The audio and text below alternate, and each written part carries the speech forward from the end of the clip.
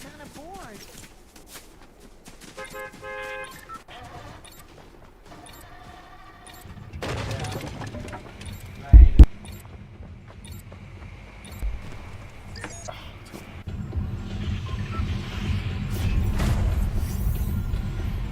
Let's get some wings.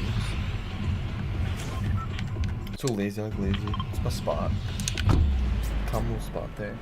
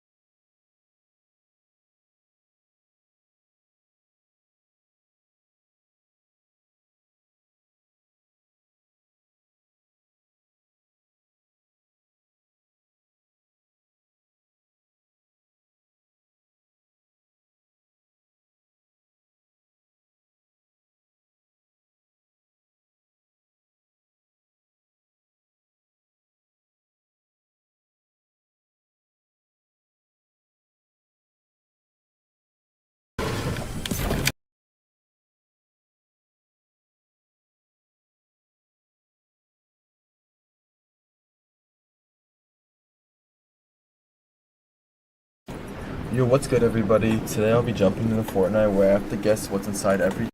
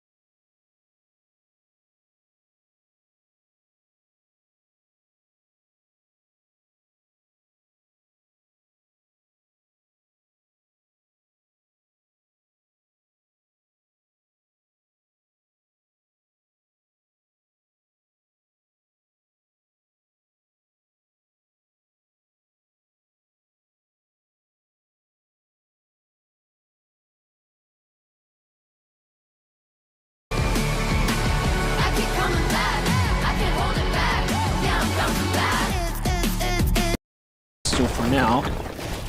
Meanwhile, Bobby and Kicks just playing ultimate low here, trying to buy some time, trying to maximize whatever material counts they can get. Tough spot to be in if you're Bobby and Kicks. Better spot for Bucky and Zen, who are kind of dictating the pace here.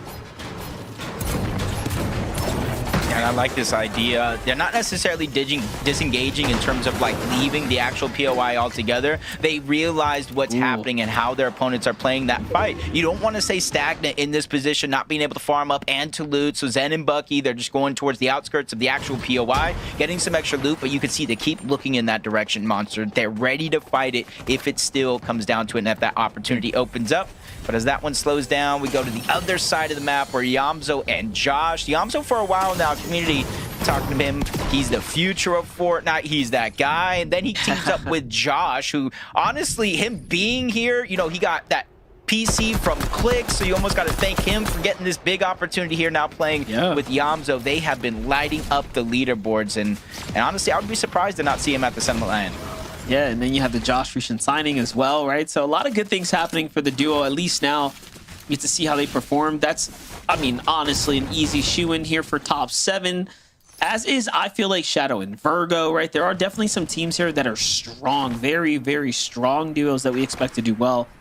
It is just going to come down to a matter of can they step up to the expectations the community has of them. Rise and Curly on the other side, one of those teams that just came up short. What do you think about this duo here, Jacob? I like it. For, you know, Rise, you know, we've seen him around FNCS for years. You probably longer than me. You've been a mainstay on the broadcast for quite a while. You know, just coming into this, you know, he hasn't had the best teammate options, but it almost goes to show, like, his passion. When he's passionate, when he's dedicated and putting the time in the game, he has some good duos. He has some good chances. But when he's not, that's when you see a slip up. I think this Rise is passionate. He's dedicated. He's playing with Curly. Again, we talk about the experienced players kind of playing with the new guard. That's another example here, and they're uncontested this time around, so I do have high hope for them, especially Rise being one of the better IGLs in the region overall. But you're seeing how this one's playing out. The zone is kind of pulling these teams towards the south overall, maybe the center of the map. And so for the teams that are landing on the outskirts, they're more focused on rotating in toward the zone, gaining some scraps. You see Yemity here along with Avenger. They are missing a ton of metal, which is one of the most precious resources that we have. And this is kind of the name of the game. Stay away from those early game fights, keep your surge intact, and just trying to figure out what fills the rest of your loadout. I am a bit concerned, though, when I see teams stay this long in the storm early on. We've seen it come back around to bite them multiple times now throughout the last couple weeks here on the main stage. I feel like it's inevitable. But for now, things are pretty chill. Chris and Drew had, I want to say, a fair amount of success in their fights, at least in the early game, right? We saw Peterbot, we saw Boya trying to push this team in. They really didn't or weren't successfully able to fully eliminate them. However, you can tell that, I mean, clearly something went wrong with their overall earning points strategy. So they're mixing things up, right? Coming up to the Frigid Fortress, we don't really see this team kind of move in this general direction, at least not from what I can remember. So I am curious to see if Chris and Drew can piece together a new strategy, a fresh strategy coming into this week. Yeah, especially being kind of a newer team. We're kind of seeing them consistently make these Div Cup finals, you know, dating back a few of those. They made 16 overall combined. They made 3 FNCS finals appearances, 2 of those coming this past weekend as a duo. So they're still gaining their footing in the overall ecosystem of competitive Fortnite, but they've shown so many shines of brilliance here of how to really play Fortnite in general. They've seen the top of the leaderboards. They just need to be able to execute in all 6 games and not fizzle away. 20, another one of those players, kind of like a household name, teaming up with, I do believe, Neko here. And they're landing on the south side of the map. We're rotating rather quickly. I'm not a huge fan of this side of the map, or especially landing here, but if you're able to get some sort of base setup where the zone is rotating in this direction, you're going to be faring very, very well compared to most of the other teams that have to rotate in. Yeah, for now, the Storm is favoring that eastern and southern area. Threats and Veer, on the other hand, completely different story. They've had moments where they were shining up at the top, and then, of course, their bad string of games that set them off the pace for qualification. Now, we're back here at the second chance. Definitely will be keeping an eye on this team and seeing what they can do to piece together a big win, hopefully, here on the weekend. G-Monster, Eshu, same can be said for this team, a team that is very confident and comfortable when it comes to taking fights. Like what they have going on here, though. Look at the loadout. Things seem to have been going well for them. Yeah, it's kind of another one of those teams that you're talking about, you know, breaking up after the grand finals. They placed 35th, 20th on 2 separate rosters, and then just kind of coming together here. And there was a lot of hope for the Dolzair and Ishu duo, along with G-Money and his duo. They just weren't able to execute. But this is the second chance. Sometimes you got to push that memory so far in the back of your mind, it's just no longer even there. It's not necessarily going to be a non-factor, but you see the zone forcing more and more teams into the south side of the map. You see just outside of the zone on the left side is going to be Dark Dominion. So there are a couple of mountain ranges in play here for Vert and Taki. They don't necessarily have control over them, but any teams rotating off of that mountain is definitely going to be in their line of sight. There's a favorite for Shadow in Virgo. Been following Shadow's competitive journey since I've met him. But at his first LAN, actually, it was a little local tournament here in Texas. He was such a sweet young boy. And now look at him, all grown up, making his way to grand finals. Just an incredible story for him. And he's only gotten better every single year. You know, Vivid kind of kept talking about, hey, we see him popping up. We keep having these high hopes, these high expectations. And year after year, he's slowly improving. Give that a second, though. Evan, Pure BX jumping into things, getting their hands dirty here, finding their first set of eliminations onto a team, taking them down. And actually, Jacob, I didn't even get to look at the player count. My gosh, almost 90 players standing right now. By far the most congested we've seen. I mean, even since the heat stages, I don't think we had any zone approaching zone 3 with that many players live.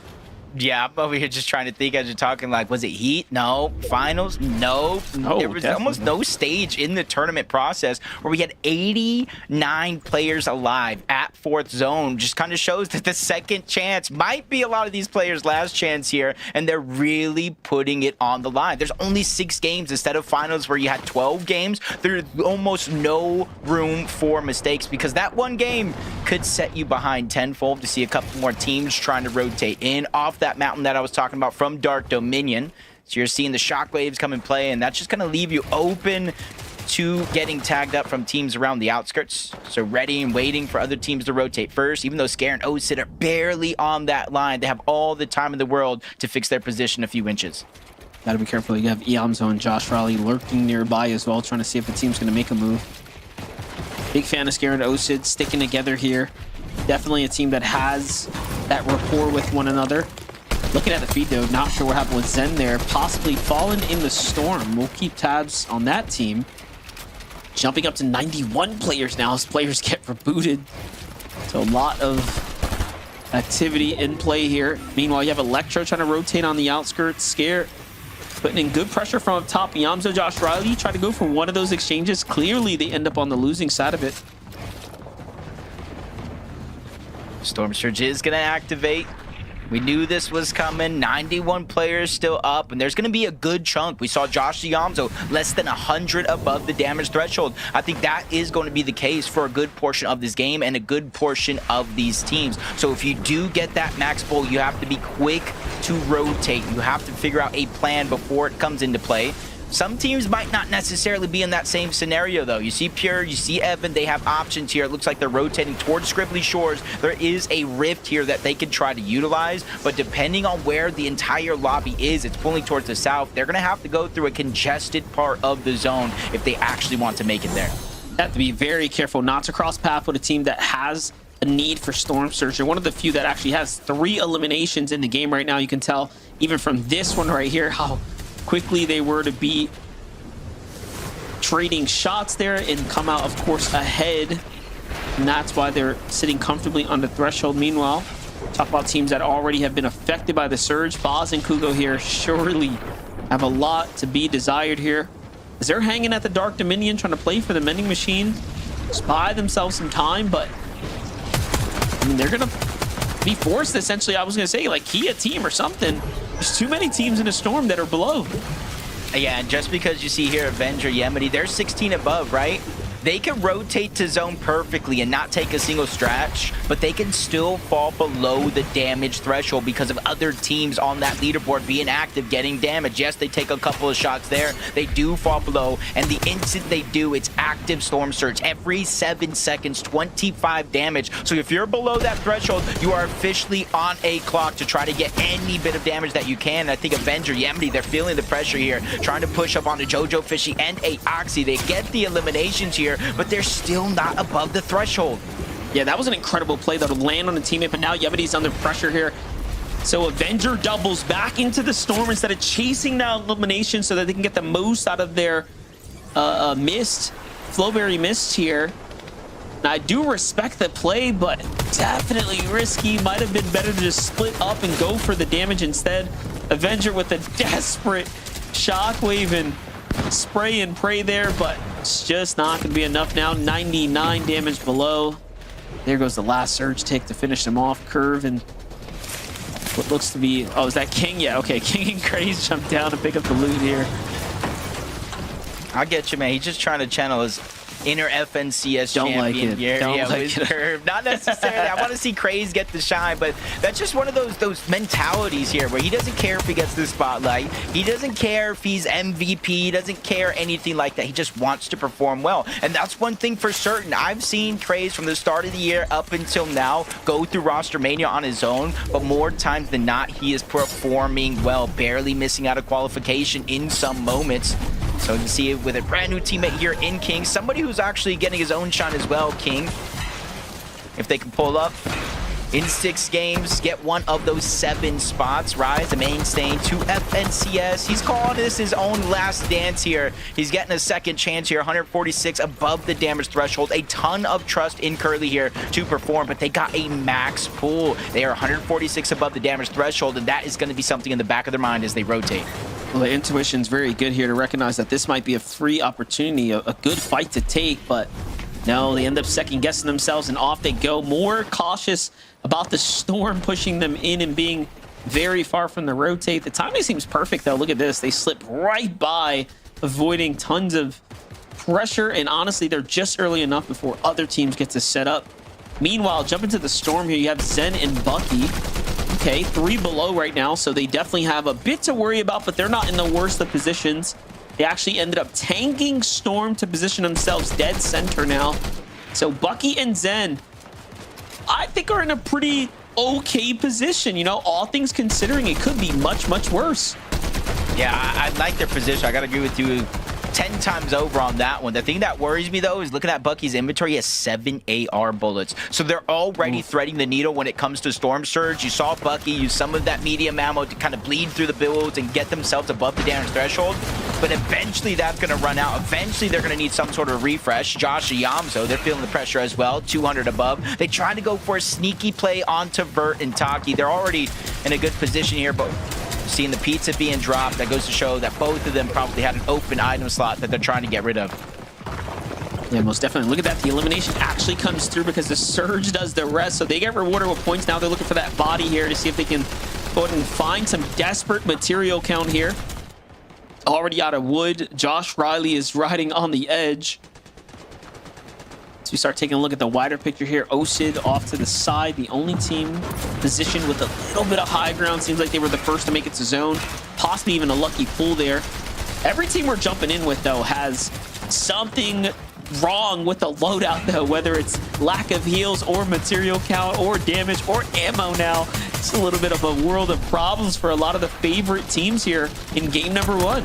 Yeah, I think 91 players up was kind of foreshadowing how chaotic this was going to be. Most of the people we're seeing are like 120 or less above the damage threshold. Vert, you see Bucky here along with Zen. They're able to stay consistent. I talked about the ammo, but you're seeing a whole refresh on Bucky. He found what he needed, and now they're on the high ground. This is giving me deja vu of game number 1 in their heats where they were able to pull out a victory royale to go ahead and qualify to the finals, but they can't slow down. Neither can Curly and Rise. They find a quick elimination here, much needed for the Siphon. They absolutely needed the damage as well. Look at this. That throws them up 300 above. That was going to be a 200 damage secured there.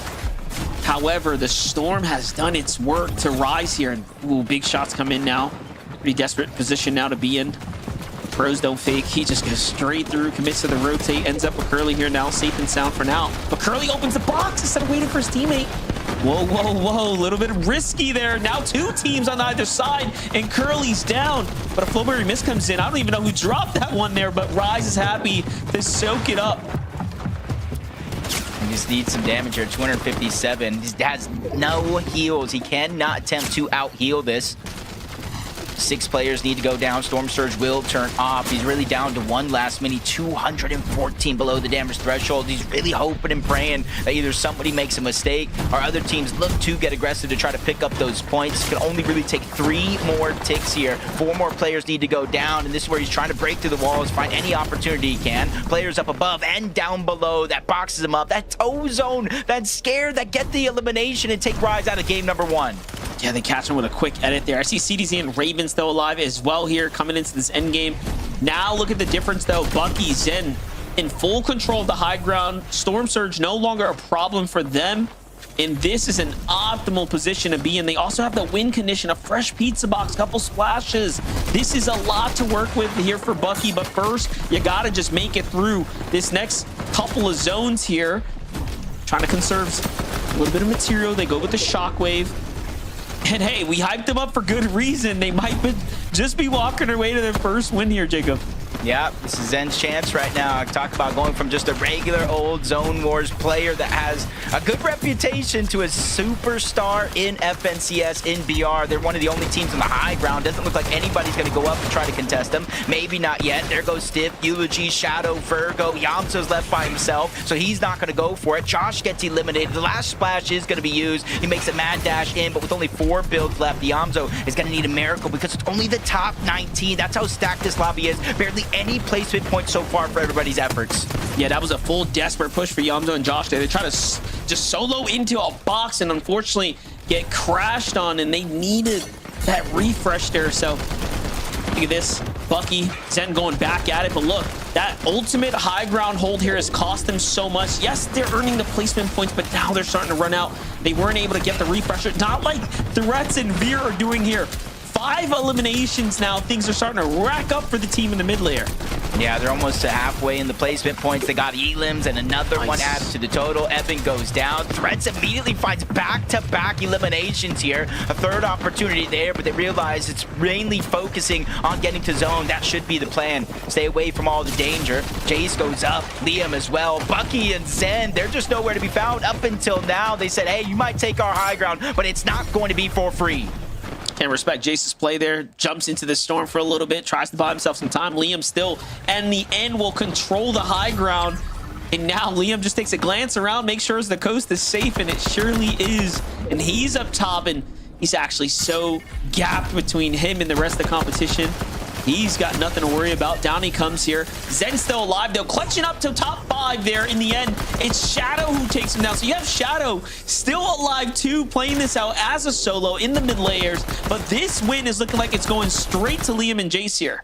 I'm just trying to figure out where's that solo at. Cam behind enemy lines. This could be a thorn in the size. He looks to shockwave in, makes a play onto Liam. First shot's gonna land, but unfortunately he falls all the way down below into the Lion's Den, where 20 Neko look to try to get this elimination on the solo player. They know he's by himself. That's 4 points. That's a refresh. Everything they need, but he falls just a little too short. Virgo gets the elimination. Shadow as well joining hands. It's almost looking like a 2v2, but Cam is still alive.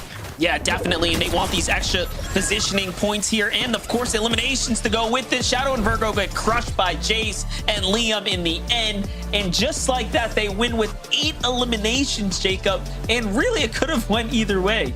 No, it definitely can. It was looking like a Bucky and Zen game for a good portion of those ending moments, but they ran out of builds. They invested everything early, so Jace, congratulations along with Liam. Game number 1 has never looked easier, Zeke.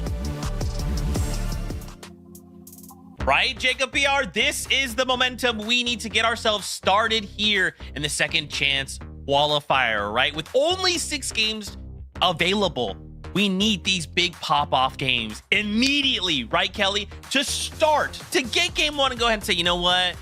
Little VR, sprinkle some 80 limbs on top. Pretty good. Pretty good! Yeah, these pop-off games can definitely set them up to have a more easy go as the remaining 5 games go, where they're not necessarily going to have to constantly be getting top 3 in a bunch of eliminations. Now they can kind of just coast, honestly. And I'm not saying coast, they obviously still need to be making it to the end game, but literally by getting almost 100 points in game number 1, you are solidifying yourself up in the top of our leaderboard. So now they just need to play it cool, calm, and collected, Vivid. Yeah, they have a huge jump start on the rest of the competition. And I gotta tell you right now, this is looking awesome for Liam and Jace. Jace is actually one of those players who has never qualified to a grand finals before and is now a front runner to go ahead and qualify to a LAN before a grand final. That would be great to see. Yeah, just a classic game there, right? We keep saying it time and time again on this region. A little bit of a late high ground take wins you games. Dude, super late, right? Like 10th, moving, flipping on over to 11th. I mean, you know, we saw it all grands long. Height is a path to success, right? So I'm excited to see how players adapt, because again, we only have 5 more games in this second chance qualifier. Players need to do everything they can to take advantage of it. Now, with that being said, that was just game number 1. We got to go to a break. When we come back, we start to prepare ourselves for game number 2. So we'll see you real soon.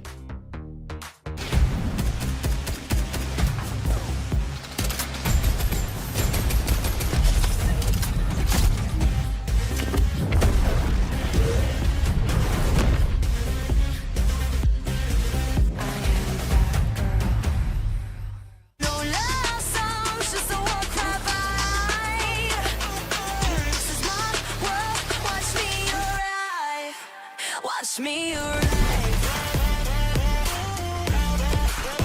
Watch me arrive. Watch me arrive. 2 teammates have his back. There's Nash. Gets the drop on the Marion. Stays alive. They're targeting out Vanya. 3 being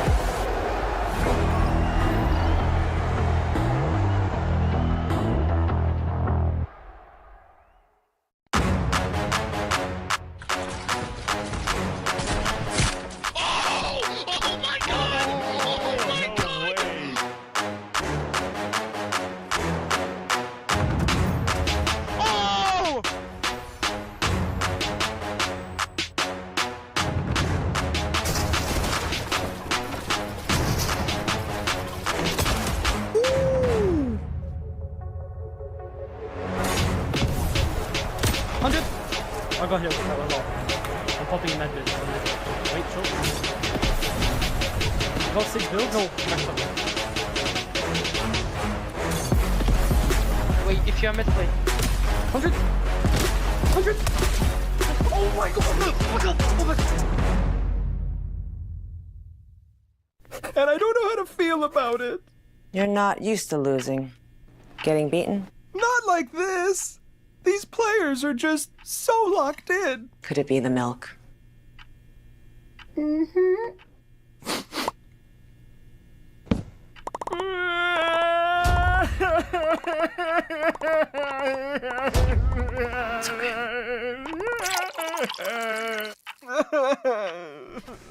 Stay there.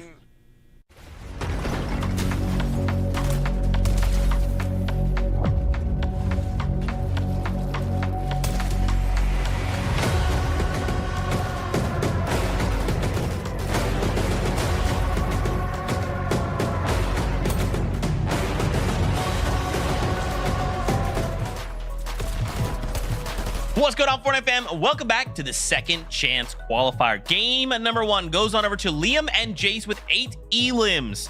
But now with 5 more games to go, we have to kind of start looking at not only the leaderboard to kind of start talking about what's going on, but maybe start making some informed decisions, because with only 5 games left to go, you know, Kelly, there's only so much room, but still, it's all good, right? As we kind of start to take a look at the standings and kind of see what we saw in that game, Bucky and Zen kind of making some moves there, Kelly. We saw him on the high ground for a little bit. I was like, okay, all right. I like what I'm seeing.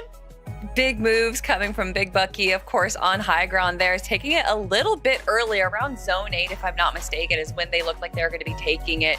And they were able to control it for quite a while, but however, it was Liam and Jace that went to go steal height and kind of put the foil into their plans. But you can see right here, Bucky and Zen going for that early rotate into the front zone around zone 7 to kind of take this early height, what we saw Clix and Higgs doing a lot during the grand finals. And then once it went to zone 8, zone 9, kind of solidifying the control of it. However, just not able to hold on to it for the very end, but still doing a pretty good job with it at the start of endgame there.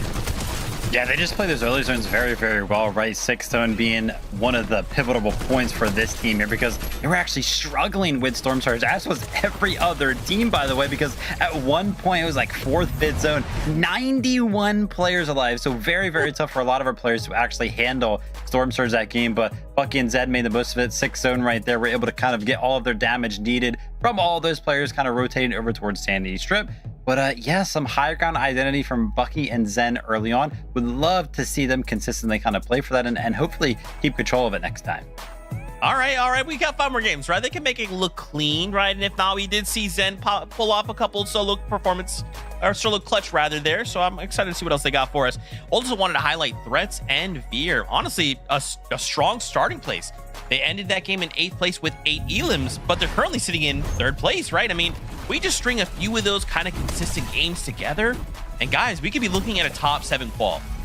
Yeah, you know, we got to see some low ground teams from like Shadow and Virgo were in the low ground there, 20 and Neko as well. But Threats and Veer was really impressing me on the mid ground. They did a really good job focusing on like good angles, taking some shots on the players running down below them, getting those eliminations, just like what we're seeing right here, as well as also just peeking up on height. I noticed they did. But of course, eventually their run is going to end, and the mid ground has to be one of the most dangerous places you can kind of just be hoping to grab a few good eliminations. So still, by having that many eliminations, they are going to be sitting themselves up in 3rd place right now. So just goes to show how important those eliminations are, Vivid.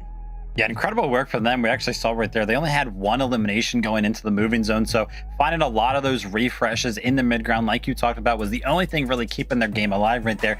And, you know, I can't lie, we've kind of seen a trend kind of happening with high ground. It gets a little messy. So these teams that are able to do well from the mid ground, from the low ground, I feel like they have a real big edge up on the rest of the competition. So look out for Threats and Veer to continue to do well. Again, Storm Surge is going to be a big thing, and Threats is known as one of the players on this region to have some of the best aim. So definitely is going to be awesome to kind of have him on the duo here and hopefully carry you to a positive Storm Surge consistently throughout the rest of the games.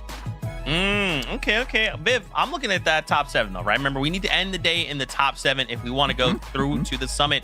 Shadow and Virgo currently occupying that spot now.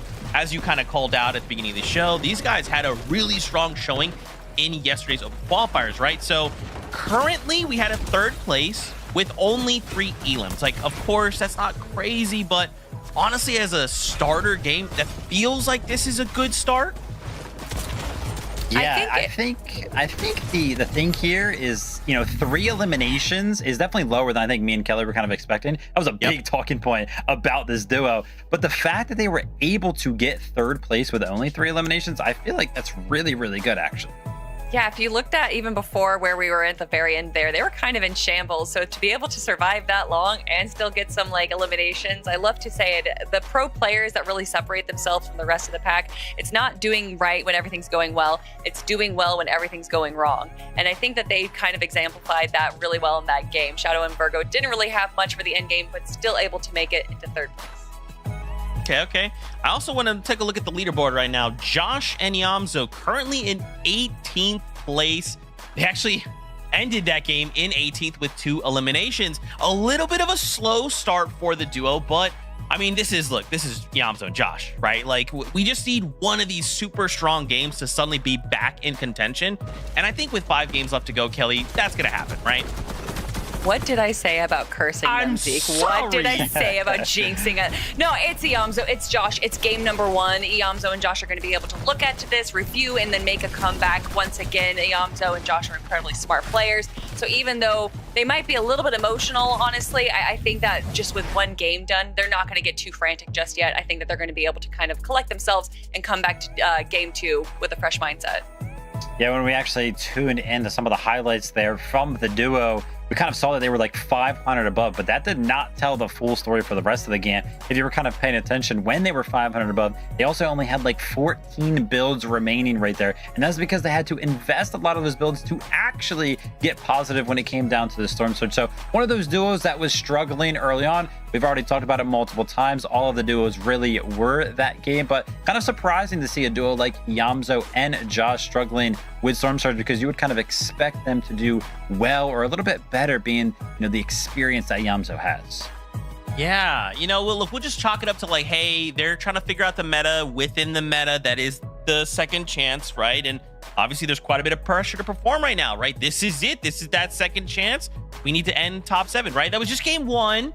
No one freak out. I'll do that for us. With that being said, game number 2 is ready for us. Why don't we go back on over to the casters to take us in? Yeah, definitely. I think the pressure to perform is real, but hey, the hardest part of the tournament's over. You put your feet on the battle bus and you got through game number 1, right, Jacob? Yeah, that's one thing that we learned for certain throughout the stages here and throughout the years is game number 1 is usually the most stacked. It's usually where teams are filling each other out. Drop spots could tend to switch up as the day continues on. So I'm really looking at the players that have that mental stamina so that way they can be in bad situations, get out of it, and still have a phenomenal tournament. Monster, these are 5 games left, and I know they're going to fly by fast. Yeah, it's looking pretty competitive as well. 60 point is the cutoff now. So you're going to have to average at least 60 or better to start jumping up the standings. So let's see it here for game number 2.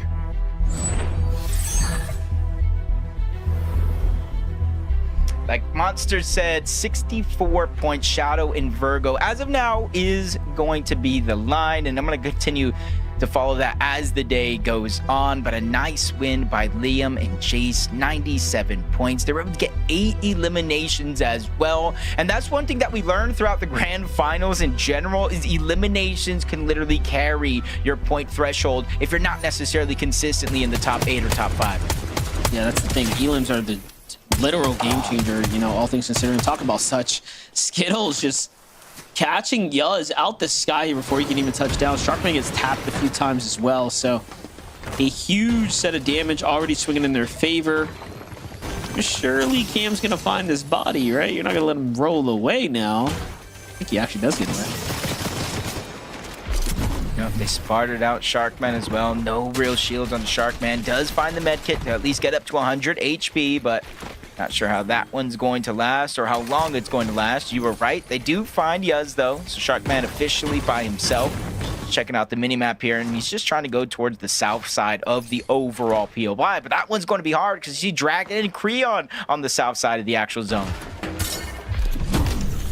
Yeah, definitely have continued to see them lurk about. Meanwhile, Bucky and Zen going back to business as usual. This is different from the last game. No standoff this time around, so Bucky and Zen have confidence surging right now as the stronger team at the Sandy Strip. They might have questioned themselves last time around, allowing Bobby's team to just base down and force themselves to sort of disengage and give them half of the POI. Not this time. And do remember, because they did that, it cost them a lot of ammunition, right? They actually just decided, okay, we're just going to go ahead and do what we need to do on this side of the drop here, and they let the team live, but now they have this advantage here to work with. Yeah, I like how they're not necessarily getting greedy either. They know Kix is in the POI somewhere by himself, but depending on what he looted up to start out with, he might not have a gold. He might have to go for that reboot card, so they have all the time in the world. Around Sandy Strip, let's pick and choose what they want to do. Josh and Iamzo landing at the top side of that mountain. They instantly loot up a couple barrels, a couple chests, then dropped out here. And that's one thing we saw throughout the heat, throughout the last chance, throughout major finals, is that launch pad back here is so valuable because it does allow you to dodge a lot of the mid game, but while you're dodging shots, you're dodging opportunities, and I think that's one of the focal points of why Josh and Iamzo were low on surge going into the end game. Yeah, the thing is, you could play it either way. You could play it late for rotates. You could play it early for aggressive landing on different teams. So let's see if they make some adjustments. 20 help, just listening to a team nearby. Try to set up the ambush. Unfortunately, that team does not walk into the trap here. They end up exiting out the back. I'm going to get to fishing here. You can see from the bird's eye view, there's a lot of loot to be had here. Just a matter of how they want to approach the situation. Yep, they want to get surged, they want to rotate out. Jump on board. Rise by himself, currently forced to get rebooted.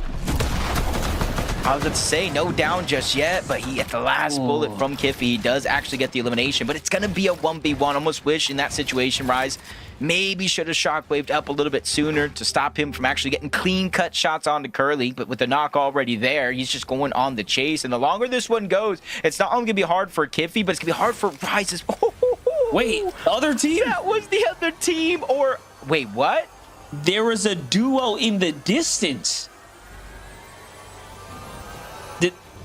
I'm not sure because I was looking at the feed. Wait, it looks actually, like he went down to him. I am at a He loss just for back words. out. You know what? We're not even going to talk about it. Something happened. Rise is alive. Curly's alive.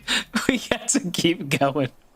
I'm someone who loves to talk a lot. I'm not normally left speechless, but that was a moment there. After today's Games Monster, I got to go back into replay, figure out what happened. But Curly Rise potentially getting blessed there, because getting a revive is a much different story than having to get the reboot. The audio would have given away your position. So Rise and Curly, if there's any moment in a tournament to pinpoint a miracle, that might be one. To see how they go with the rest of this game is Threats and Beer. Good start for them as well, but tested this time around. I'm not sure if it was to start this one up or is somebody lurking in that direction. That is going to be Traps and his duo, and it doesn't look like they're making a lot of noise, so this might be a lurk play going on. Oh, yes, it is. I like the lurk play here. Not to distract us too much, but in my head, I'm just picturing his power just shut off. Like, just at the worst time. Oh my gosh. All right. Electro, Oak still alive here. You know, they had some success in the heats, right? Even in the finals. So, kind of the back and forth with Electro, Oak. They are a team that can definitely hold their own in the early game. Playing into the wonky line. Okay. Definitely appreciate the confidence to go for a tier 1 drop here. Not going to be as free, though. They're not the only one that want that wonky land. Yemeni Avenger do tend to land over here throughout this part of the tournament. Both of them kind of going their separate ways early on. One team, though, is, you see, going to get control of that mini game. That's where you get a lot of the loot, a lot of the materials, and things like that. So you jump on board Craze and King, not too far away from their actual drop spot. They're immediately kind of basing up at that gas station on the outskirts of Squibbly Shores. It's going to really be up to King here to try to get as much surge as possible, and it's going to be up to Craze to kind of refill those empty item slots, get some extra heals, so if they do find themselves in a position waiting in the zone, it's not going to be for nothing. Because it's monster space for Osin and Scare here. All vision on the landscape at the moment. No one in sight, though. Surprisingly clear. This is just a huge time commitment too, right? To kind of stay back here, especially when the zone's on top of you. Meanwhile, you have Scare inside the latte landing, just full maximizing his loadout right now. You have to think they have like a nice stash somewhere too. On the ramp in the POI, and normally a team that lands Lante, when the zone does pull away, they take that back launch pad. I call it the long pad. It goes higher, goes further, especially with the effects of the shockwave and the fizz. But with the zone going in their favor, they actually got a few options. They can use the launch pad, they can stay in that long base that they've built. So depending on where the zone continues to pull, it's going to see where their hand pulls. Back on board, Electro and Oak talked about this being a contested fight. Yemeni is going to be underneath. Oak has one elimination. I don't see Yemeni's teammate anywhere in sight, so this might be a little bit of a 2v1 situation here, but Electro goes in, gets caught off guard, taken down in an instant. If you're Yemeni, that is one moment that you actually need. You see him going further and further towards the south side of Wonky Land, possibly towards that reboot or mending machine to try to get control of something. Yeah, there it is. Looks like he's got the reboot card, so he is big chilling now, and then back onto the offense he goes. You know what? I was giving a lot of respect to this team of Electro and Oak, but Yemeni, you know, gotta put respect on the new blood, man. They're coming in, they're putting up the numbers, and just like that, they're finding highlights there, Jacob. Yeah, slides in the box, gets the Elam, making sure that they don't get to touch the reboot van, but that's a lot of noise being made from the first attempt to this one. HQ encrypted. You see Aoxy and Jojo Fishy in the distance. So right now, A team that barely made it out, able to get the reboot. Looks like they're getting hunted early on. You see him trying to build a path for Avenger to fall into. Shots coming in from all directions. Not necessarily sure where he's going, but at least he's going to get down right next to Gemini. So getting that revive is going to be easier than not. But HQ Encrypted don't want to let that be a possibility. Immediately jumping in. That's 4 more points, Monster. That's 1 step closer to the Summit land.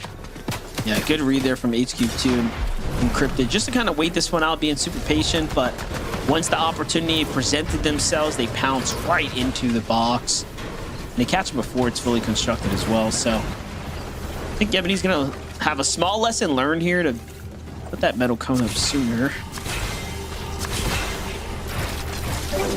Nonetheless, though, still in the game, right? They still have time to play this out. HQ Encrypted now, even with the zone pulling away, they just been gifted a second option here. Instead of typically rotating in, now they're going to be able to use that wonky wheel. But there goes Electro, just making that mistake, overstepping his boundaries. When you have a 2v1, sometimes you just got to play your numbers as best as possible. Raven and CDZ over towards 4 Fields. You know, we actually did get to see them not only qualify to the FNCS Grand Finals, but play in the Grand Finals as well. They played kind of drop spot roulette, landing at different spots on the map. They were definitely crushing dreams along the way there, and there's another moment as they get a clean elimination on Kale. That's going to be a full wipe because no knock comes into play, but that's a bit of noise that they made as the second team is strolling through 4 Fields. Yeah, it's pretty clear that Raven and CDZ are like right in between, you know, that they got to just learn how to close that gap between where they are and catching up to those tier 1s, right? In Grand Finals, they got a full sample of what it's like to fight a Peterbot and Boyo under the most stressful kind of set lobby settings, you know? And obviously they came up a little short, but they're looking sharper than ever right now. Last game, they did earn just ever so slight amount of points, but they were getting really close to that end game. So they could patch things up. We'll see a lot of good things continue to develop there. For 20 and Help, this is a team that obviously is off to a very hot start right now. 68 points, kind of leading the charge here for the line of where you want to be for your qualification spot. Take a look at this. From one fight to the next, it's up to Magma and Sleepsy. Okay, so this is actually a really good team. Raven and CDZ have to be careful here. Yeah, but they got that one elimination. I was careful as you think. Slepsy going down. And that was a needed elimination. No HP onto CDZ and Raven. With that, they get splashes, they get pizza. That's a huge pick-me-up. And they don't even necessarily have to stay. There's a solo around this part of the map. You see Volt and his duo around this part of the map. So they can't easily try to disengage. But the longer and longer they take, the harder and harder it's going to be to rotate out safely. You can kind of see on the outskirts of the minimap, Magma trying to run away. CDZ and Raven hot on the heels, but CDZ takes a monster of a shot. And you see that that's doing to their Storm Surge. They were over 100 above. CDZ taking that shot puts them a 95. So continuous fight might be good for the leaderboard and getting points, but depending on how much damage you take, it may not help your case in terms of Storm Surge. Yeah, I'm thinking now maybe, I was going to say maybe you have to finish this, but they feel differently. They're thinking to themselves, all right, let's not mess around with this Storm right here. Let's just get on out, replenish some of this material count. Look at how much it's cost them here playing so aggressively. But the biggest loss here is surely the damage. Oh, look at that. Little bit of leftover loot from previous team's pass. That's how it ends up playing out. It's Raven with a side angle. Catches that play before you can even react. On the high ground looking down is Taki and Vert here. A Frigid Fortress in full control right now. This is a great spot to be in, too. Look at the congested amount of duos starting to land in here. And what I like to see so far is not only that, but like 2 different zones so far. You know, sometimes we do see tournaments where in 6 games, maybe 3, 4 of them kind of all go in the same direction. Game 1 goes towards the south. Game 2 looking like it's going towards the north.